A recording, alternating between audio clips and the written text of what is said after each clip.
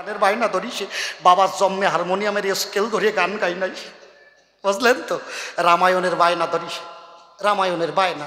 জীবনে তো হারমোনিয়াম ধরে গান গাই নাই, মুখ ভর্তি চুল আছে, মাথা ভর্তি দাড়ি। রামায়ণের বায়না ধরিছে, 10,000 টাকা বায়না, 1,000 শ্রোতা হইছে, গান ধরিছে।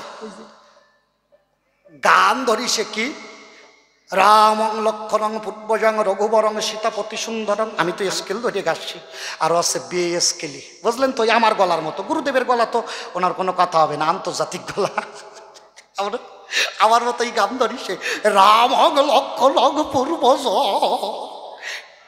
এই সুর যদি কেউ ছাড়ে কোন শালা টেকবে?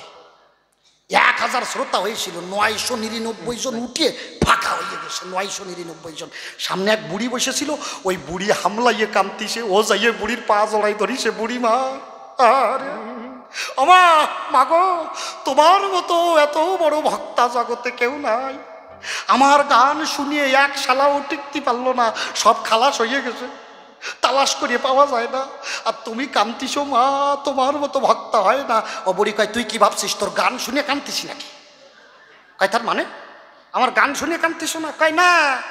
কয় দেখ, তোর যেমন মুখ ভর্তি দাড়ি, মাথা ভর্তি চুল, তোর মতো আমার একটা পাটা ছাগল ছিল, সবে 1 সপ্তাহ হয়ে গেছে, সেই পাটার ছাতা গেছে মুরগি। এখন ওই তুই যখন গানে গাচ্ছিস আর দাড়ি না ছাড়ছিস, তোরে দেখলে আমার পাটার কথা মনে পড়তিছে, ওই পাটার শোকে কান্দিস। আমার অবস্থা ওইরকম হয়েছে আজকে, বুঝলেন তো? কোনো কথা গুরুদেব যা করলো তো আমার মাথার উপর দিয়ে চলে গেল, পাঠার শোকে কান্দার মতো হয়েছে। যাক, এইভাবে আর দরকার নাই, ছোট্ট করে একখানা গান গাই, তারপরে তাকে তার কথা পড়ানো বলে শুনিতে।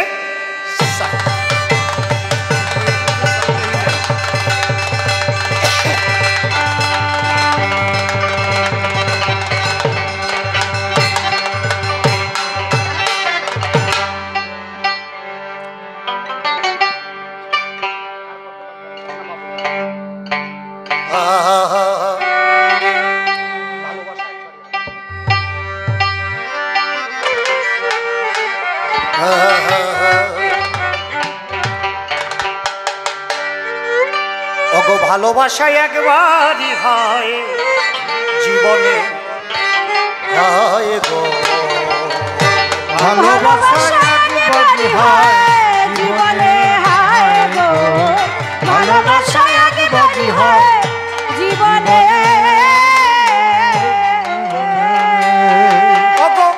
মনের মানুষ মেলে যদি, মনের মানুষ মেলে যদি, মনের মানুষ মেলে যদি, মিলন হয় মনে মনে। ভালোবাসা একবারই হয় জীবনে, হয় গো ভালোবাসা একবারই হয় জীবনে। ভালো লাগা ক্ষণিকের তরে, ভালোবাসা হয় যে অন্তরে, ভুলিতে পারে না কেউ তার জীবন ভরে, জীবন ভরে।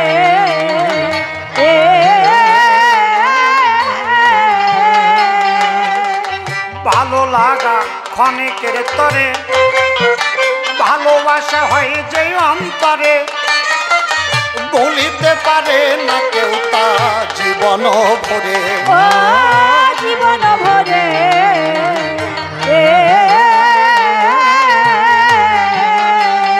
তারা জন্ম আর ওই জন্মান্তরে, জন্ম আর ওই জন্মান্তরে, জন্ম আর ওই জন্মান্তরে এ থাকে মধুর মিলনে। ভালোবাসা একবারই হয় জীবনে, হয় গো ভালোবাসা একবারই হয় জীবনে।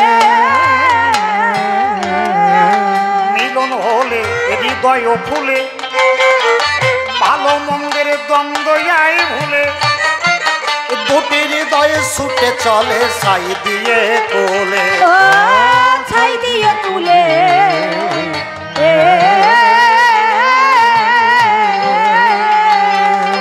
মিলন হলে হৃদয় ফুলে, ভালো মন্দের দ্বন্দ্বই ভুলে, দুটি হৃদয়ে ছুটে চলে ছাই দিয়ে কোলে, ছাই দিয়ে তুলে।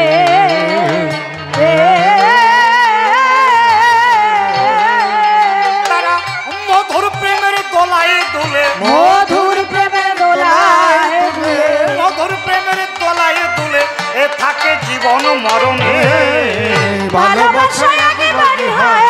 জীবনে হায় গো ভালোবাসা একবারই হয় জীবনে। প্রাণবধূ আর প্রেমের মাধুরী গুরু অসীমের মন করেছে চুরি। আমি ভাবসাগর আর ঢেউয়ের দোলায় ভাসালাম তরি, ভাসালাম তরি।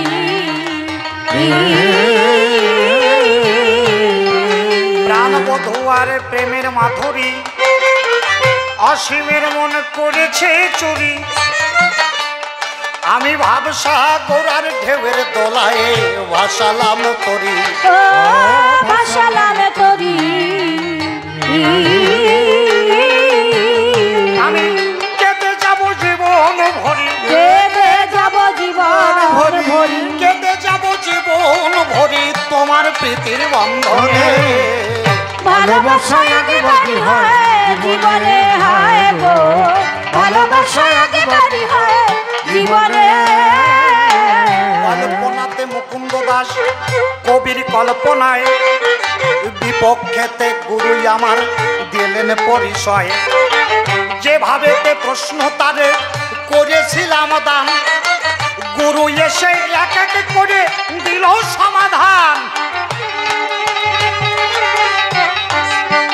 কবির স্বভাব অভাব ধরতে সভা মাঝে হয়, তাই না হলে কবি গান ক্ষান্ত হয়ে যায়। তাই তো পুনরায় দিয়ে দর্শন, তার গোচরে কিছু কথা করব উত্থাপন। বলছে কি রাধা রানী শ্রেষ্ঠা, ভাবে শ্রেষ্ঠা, মানে শ্রেষ্ঠা, তাই তো তার ভাবকান্তি বিলাস নিয়ে আমি প্রশ্ন করেছি যে রাধারানী যদি ভাব প্রেম মাধুর্য সবকিছুতে শ্রেষ্ঠ হয়, তাহলে রাধারানী কেন তোমাকে অভিশাপ দিল? কৃষ্ণকে কেন অভিশাপ দিল? কেনই বা মাথা ঠোকাইয়ে রক্ত বের করেছিল? কেনই বা রাধারানী রাসমঞ্চ ত্যাগ করলো? কেনই বা চন্দ্রাবলী কুঞ্জে যাওয়ার জন্য রাধারানী কৃষ্ণকে দূর দূর করে তাড়াইয়ে দিল? বাবা, রাধা সবিতা কতক্ষণ, আমার কৃষ্ণ নামের মুকুট রাধা কাছে আসে যতক্ষণ। বিষয়টা কোথায়? রাধারে কুঞ্জে গতনিশীতে কৃষ্ণই আমার গেল, এক সঙ্গে এক বিছানায় দুইজন শুয়ে রল। মধুর কথা প্রেমালাপন করে দুইজন, জটিলতাই দূর হতে করল দর্শন। জটিলা দেখতে পেয়েছে যে রাধা আর কৃষ্ণ এক জায়গায়। জটিলা ভাবছে আমি তো কৃষ্ণকে কিছু বলতে পারবো না, তাহলে কি হবে? না, আমি যশোদার কাছে নালিশ দেব, যশোদার কাছে নালিশ দেব। গোপন অবিসারে জটিলা চলিল, বৃন্দাবনে যাওয়ার পথে ভাবিতে লাগিল। বলছে আমি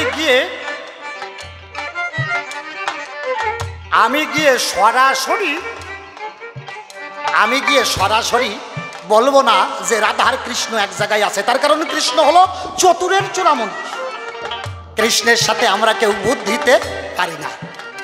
তাহলে গিয়ে কি বলবো? যশোদাকে এইখানে আনার জন্য না, আমি তাকে অন্য পথ আশ্রয় নেব। কি বলবো?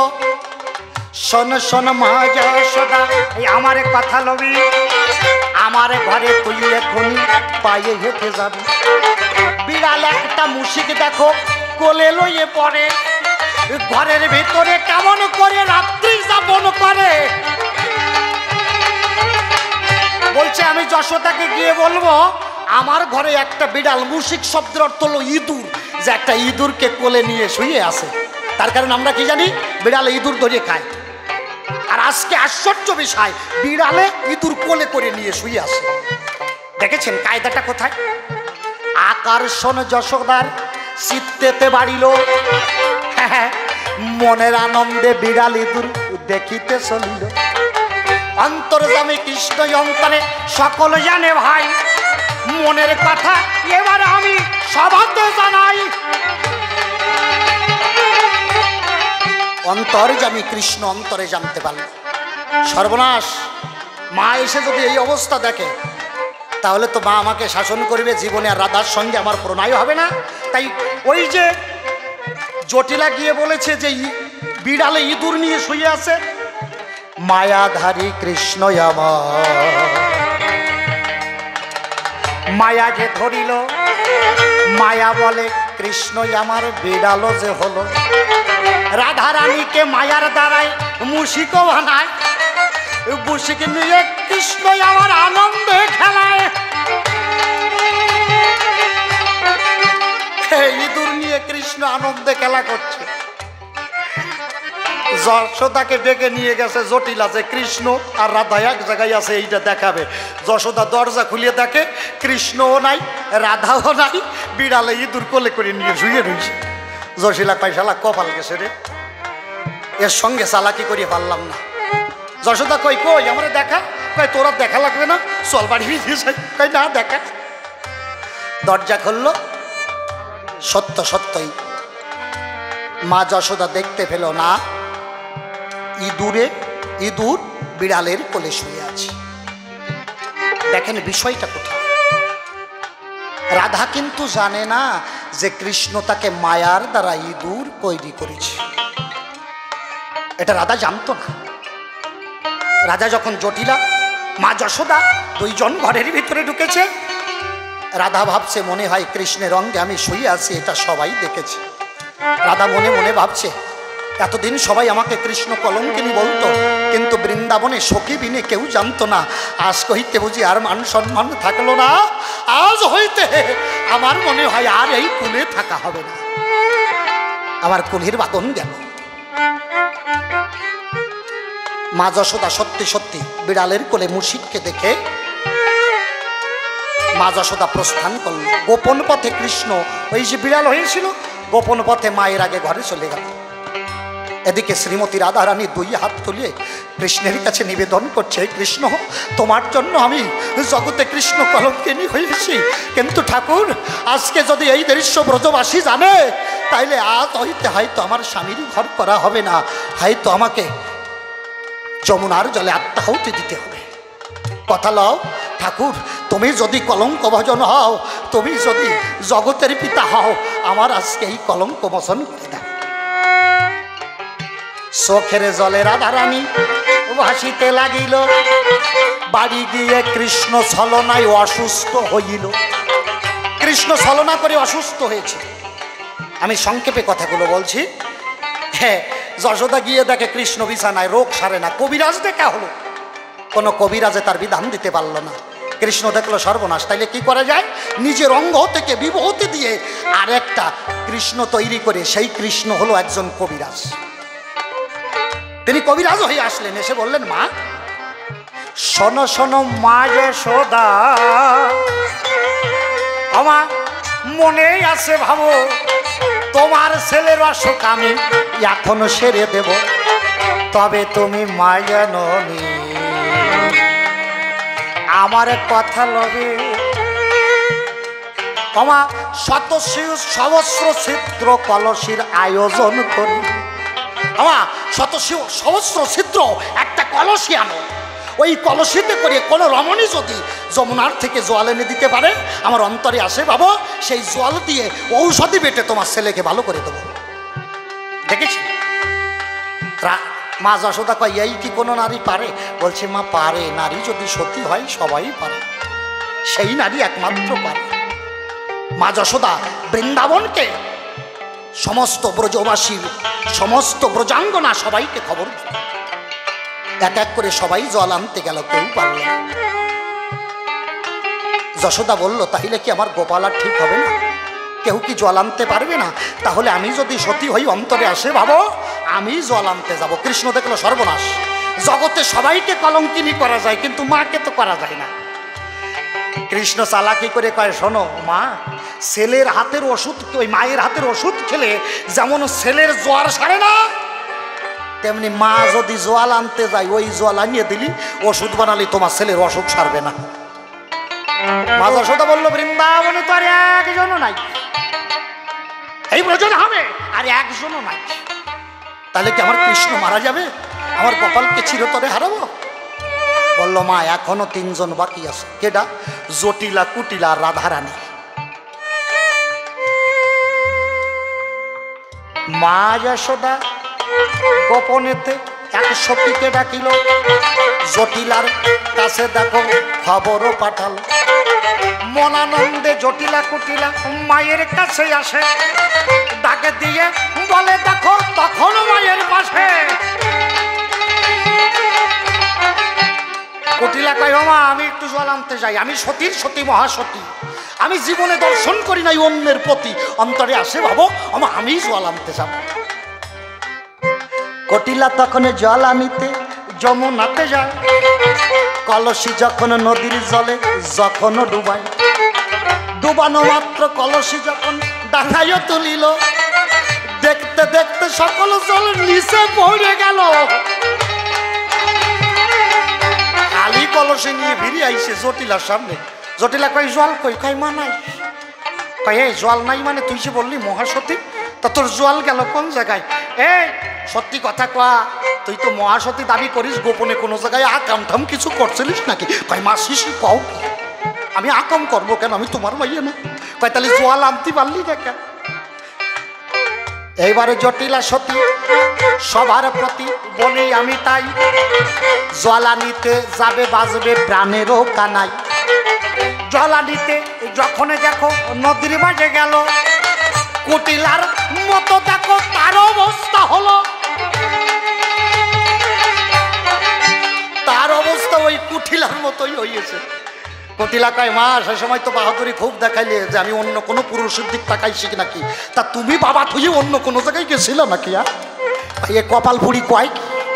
এই লক্ষ্মী শাড়ি, তুই জানিস না তোর বাবারে কত ভালোবাসি? তাই ভালোবাসো ভালোবাসো ভালোবাসো, আর বাবার মুখে সুযোগ পালি ছাতু ঘষো। হ্যাঁ এত ভালোবাসো, তাহলে জল আনতে পারলে না কেন? মলিন বদনে মাতা কন্যা দাঁড়াইয়ে রইল, নয়ন জলে মা যশোদা ভাবিতে লাগিল। একজন মাত্র বাকি আছে বিনোদিনী রায়, এবার আমি তার কাছে নিজেই হেঁটে যাই। মা রাধাকে এনে রাধাকে জল আনতে পাঠান। রাধা জলের কলসি কাকে নিয়ে বলছে, হে দীনবন্ধু, জগতে সবাই আমাকে কৃষ্ণ কলঙ্কিনী কয়,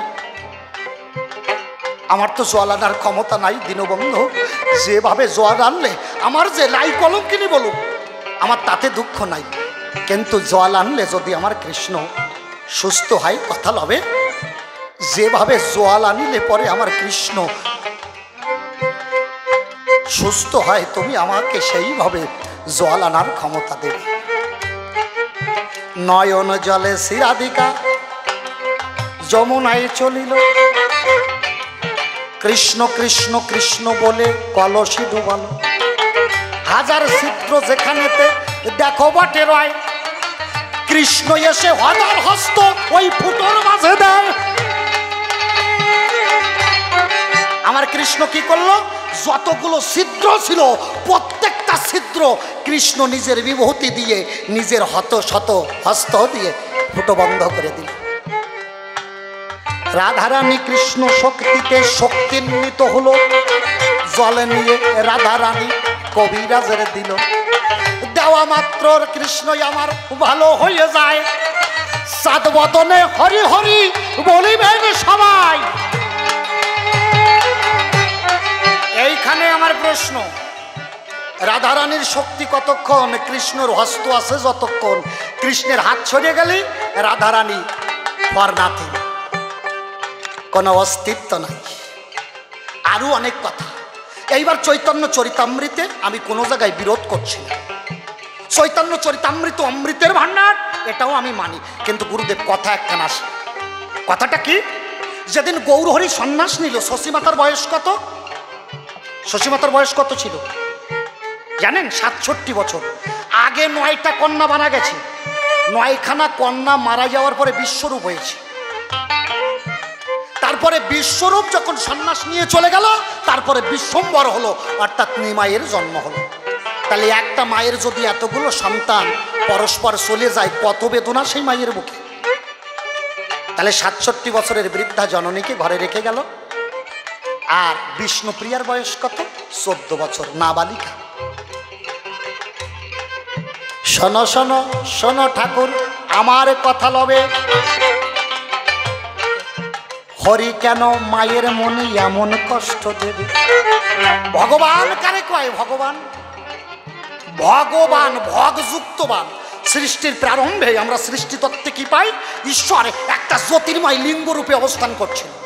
দেখবেন শিবলিঙ্গের নিচে একটা জনি আছে না? আছে তো, আছে তো শিবলিঙ্গের নিচে। এইভাবে ঈশ্বর অবস্থান করছেন। তাই ঈশ্বর কি করলেন? দেখলেন এইভাবে তো আনন্দ নাই। আনন্দ রাত আস্বাদিতে দয়াল ভগবান নিজের দেহ সৃষ্টি করলো। দেখো 2 খান, পুরুষ ও প্রকৃতি ঠাকুর সৃষ্টি যে করিল, নারীর দ্বারে ভগাইয়ার পুরুষের বান দিল। নারীর দিল ভাগ আর পুরুষের দিল বান। যখন নৈশ শান্তি নিকেতনে মাতা পিতা গিয়ে একাস্থনে মায়ের ভগে বাবার বানে হয় মিলন, তখনই জন্মায় আপনার মতো আমার মতো নন্দন। এই বিশ্ব জগতে প্রথম ভগবান হলো মা আর বাবা। আপনি মায়ের পায়ে একটা প্রণাম করবেন, বাবার পায়ে একটা প্রণাম করবেন, দেখবেন সাথে সাথে মা বাবা নিজে ওই প্রণাম না নিয়ে গোবিন্দের চরণে পৌঁছে দিয়ে বলবে, হে গোবিন্দ, আমার সন্তান আমাকে প্রণাম করেছে, ওকে তো দেওয়ার মতো কিছু নাই, আমার সন্তান যেন প্রেমানন্দে ভালো থাকে, আমি তোমার কাছে এই ভিক্ষা চাই। মা বাবা যদি আশীর্বাদ করে, আজকে একটা কথা শুনে, আমার ঠাকুমা মানে শ্রদ্ধেয় আমার গুরুদেব অসীম বাবুর মা, আমি সুরাজ সরকার হয়ে বলছি, গাড়ির থেকে আসছি, আমি একটা জিনিস ফলো করেছি, নড়তে পারে না, আমি যাইয়ে প্রণাম করেছি, চেয়ারে বসতে পারতেছি না। আমার ঠাকুমা যখন বাবু গাড়িটা ছেড়ে দিল ধনী দিয়ে, আমার ঠাকুমা দেখি ভাই গাড়ির পিছনে দাঁড়াইয়ে 2 নয়ন জল ছেড়ে দিয়ে বলছে, পাগল ওরা যাচ্ছে, তুমি ওদের যাওয়ার পথ শুভ করো। পাগল কথা নিও, ওদের যাত্রা পথ যেন শুভ হয়। এ হলো মা বাবা। মা যদি মরিয়েও যায়, পিতা যদি মরিয়েও যায়, বিনিময়ে চাই আমার সন্তান যেন ভালো থাকে। আমি দেখলাম আজকে সচক্ষে, আমি ওইটা অনুধাবন করছি সেই প্রথম থেকে এসে। তাহলে এ হলো মা। পাগলের কৃপা, গোসাইয়ের কৃপা, যার কৃপাই তুমি পাও না কেন, আগে মা বাবার যদি পরম কৃপা না হয়, তাহলে তার জীবনে বড় হওয়া সম্ভব নয়। এইরকম জননী, এইরকম রত্না প্রসিতা মা আছে বলে অসীমবাবু আজকে অনন্ত অসীম হয়েছে। এটা আমার ব্যক্তিগত ধারণা।